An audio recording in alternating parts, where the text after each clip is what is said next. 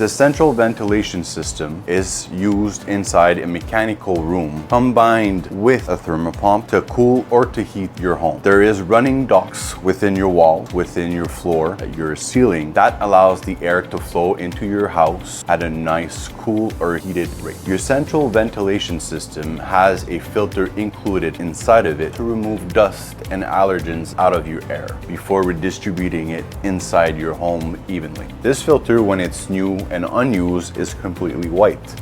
In this case, it's old and clogged. When your filter is like this, it creates a stress on your system that can end up damaging the system, costing you money in that sense, but also the electric bill is going to rise up because it's trying to force more air through it. Your central system once a year needs to be cleaned to keep your system longer in time without having to add extra money into it because it broke down for lack of maintenance.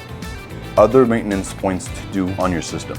Cleaning the serpentines allows you to have a more efficient system by allowing a better transfer of heat. The cleaning of your air exchanger is a vital part of having a nice and clean air coming into your home. This is our outdoor unit. At all time during the year, this unit needs to be free of any debris. That is leaf, grass, or even snow. You have to come and shovel, make sure that it's not obstructed to allow the heat to be dissipated for a maximum of performance at all times. Don't forget to change your filters every 3 months, and also don't forget to subscribe to our channel to have more tips on how to maintain your product.